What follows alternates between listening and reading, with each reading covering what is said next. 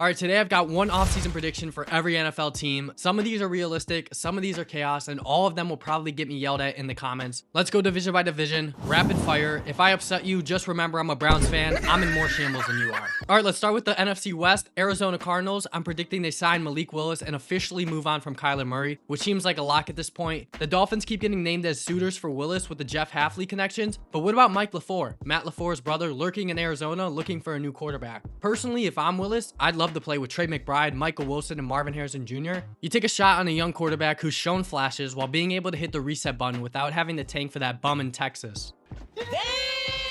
Next, I got the Los Angeles Rams taking Mekhi Lemon with the 13th overall pick. Lemon brings elite route running, strong hands, and explosive yard after catch ability that fits perfectly in Sean McVay's offense. Devontae Adams is 33 and has 1 year left on his contract, so you build for the future, and man, can you imagine Mekhi Lemon next to Puka Nacua? San Francisco 49ers, I'm predicting they sign Joey Bosa, finally pairing him with his brother MAGA Nick Bosa. Aside from them two just being brothers, I think this move makes a lot of sense. The 49ers lacked pass rush during last season, not only due to injury, but just across the board. And you have two guys returning from ACL tears. Joey Bosa to the 49ers. Seattle Seahawks, I don't think John Schneider has a choice. He has to re-sign Super Bowl MVP Kenneth Walker. 3 years, $36 million. Walker's only 25, entering the prime of his career. And while durability is a concern, Charbonnet is coming off an ACL tear. And I don't think the Seahawks fan base would forgive them for letting Walker walk in free agency. Let's head over to the NFC North. We got the Detroit Lions. I've got them signing guard David Edwards. Not flashy, not sexy, but this is a really important move for the Lions. Former guard Dan Skipper retired. Lions need to get back to being dominant in the trenches. You keep that offensive line nasty, keep Jared Goff upright, and the Lions will be back in the playoffs in 2026. Going over to Green Bay for the Packers, they trade away Jaden Reed. I know Packers fans breathe, but this front office loves getting ahead of money. They're not going to want to pay him next year. You're already paying Christian Watson. So they recoup some of those picks from the Micah Parsons trade while his value is high and open an opportunity for Matthew Golden to show why you took him in the first round last year. Minnesota Vikings, I'm predicting they sign Geno Smith, who will be released by the Raiders in the coming weeks. There's new management at Minnesota, and I think everybody in that city has about as much patience for JJ McCarthy as they did for Ice. Who knows how much of Geno Smith's fall from grace can be attributed to the horrific Raiders team, but Vikings should take a shot on a veteran presence here. Free Justin Jefferson. Chicago Bears, I have them trading DJ Moore. He's due $24 million, and with the emergence of Luther Burden, he becomes expendable so Chicago can finally fix a pass rush that has been missing since the Bush administration. Reallocate that money to the defense and hope one of Burden or Rome Odunze can take that step forward. Heading over to the NFC South, I have the Atlanta Falcons finally extending Kyle Pitts. They just franchise tagged him. New head coach Kevin Stefanski raved over Kyle Pitts on the Part of My Take podcast. Atlanta finally realized how to use their alien athlete of a tight end towards the end of last season. You lock him up, and I think the best of Kyle Pitts' career is ahead of him. Carolina Panthers, I've got them aggressively pursuing pass rush, signing Bradley Chubb to a 2-year, $32 million deal. I feel super confident about Chubb to Carolina. They desperately need someone who can actually touch an opposing quarterback before the ball is 40 yards downfield. Bet they wish they still had Brian Burns. New Orleans Saints, I'm calling that they draft Jeremiah Love at 8. Add an exciting element to Kellen Moore's offense that needs some more playmakers. Help Tyler Shaw out. Alvin Kamara is either on his way out or to the injury reserve anyways, but you give that offense some juice, a future transition from Kamara, and the Saints have a real shot at the NFC South in 2026. Tampa Bay Buccaneers, I've got them drafting tight end Kenyon Sadiq with their first round pick. Sadiq just ran a 4.4 40-yard dash and is an insane athlete, which translates to awesome after the catch production in the NFL.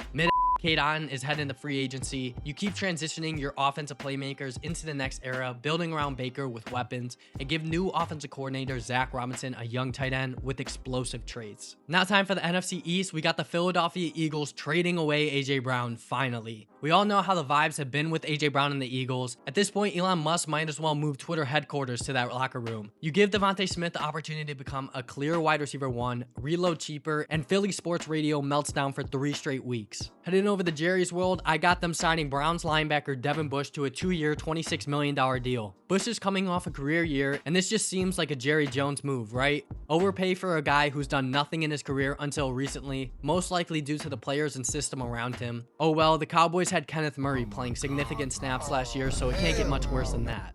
Time for the New York Giants. I've got them drafting Sonny Styles at 5. New York needs actual game changers on defense, and Styles is that guy. Dude just obliterated the NFL Combine. Insane 40-yard dash, insane vertical, insane measurables, all of it.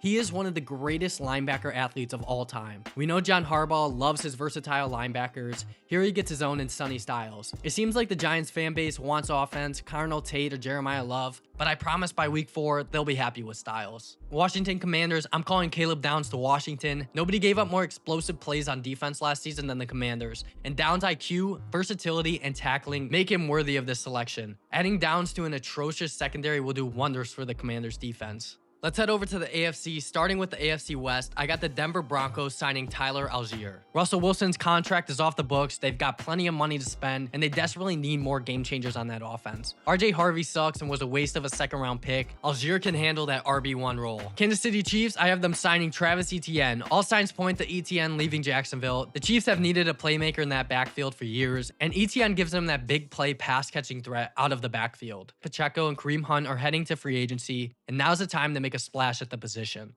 Las Vegas Raiders, I'm predicting they sign Deebo Samuel on a 1-year, $13 million deal. It just sounds like a Clint Kubiak move. Even at age 30, Samuel offers a physical veteran yard after catch monster who fits Kubiak's system and can provide likely first overall pick Fernando Mendoza with a safe veteran option underneath and over the middle for a wide receiver room that is severely lacking in talent. Los Angeles Chargers, I've got them drafting tackle out of Alabama, Caden Proctor. Protecting your franchise quarterback is step 1, step 2, and step 3. And nobody got hit more than Justin Herbert in 2025. Proctor slots in as your starting right tackle on day 1 and offers insurance for Rashawn Slater, who has dealt with his fair share of injuries. The Chargers need to get their offensive line right this offseason if they want to make any noise next season. Moving on to the AFC South, I got the Houston Texans cutting Joe Mixon and signing offensive tackle Braden Smith.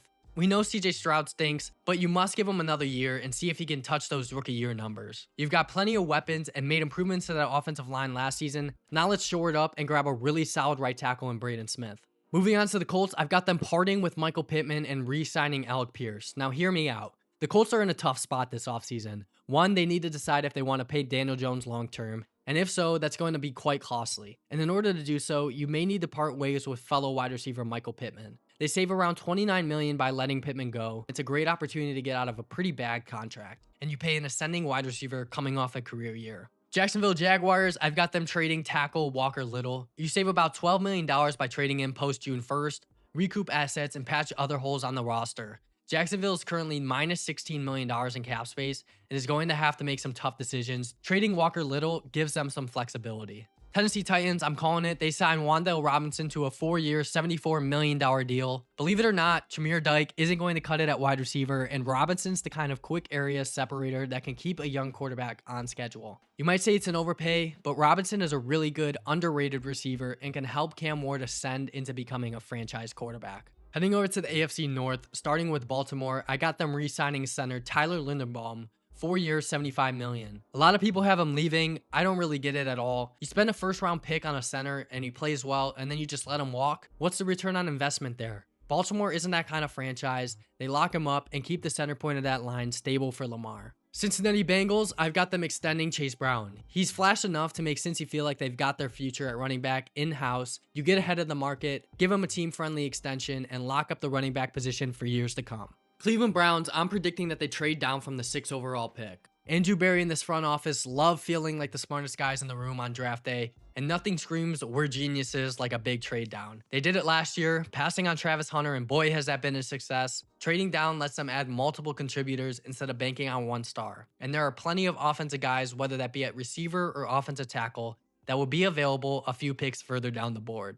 Rounding out the AFC North, the Pittsburgh Steelers are going to take a swing on Jordan Tyson. This dude is made of glass and falling in drafts, but the talent is 100% there. The best comparison for Jordan Tyson isn't a player, but rather a lottery ticket. He has the most potential out of any wide receiver in this draft class, and at pick 21, it's a great opportunity to take that chance. And for the last division, AFC East, starting with the Buffalo Bills, I'm predicting they sign Romeo Doubs to a 3-year, $36 million contract. We all know they need receiver, but I think this is actually a really nice fit for Doubs and Buffalo. Doubs can go up and catch passes downfield and be a reliable target for Josh Allen and this offense, which is lacking playmakers. Miami Dolphins, I got them taking Mansour Delane at 10. I'm not sure what's worse, Anthony Richardson or this Miami Dolphins defensive back room. Delane gives them a tough, physical cornerback to help new head coach Jeff Hafley implement his defense that heavily relies on cornerback play. New England Patriots, I'm predicting they sign Mike Evans. After an embarrassing Super Bowl loss, New England finally realizes you can't have Mac Hollins playing 60% of your offensive snaps. Bringing in Evans gives them a real wide receiver one that they've been searching for years,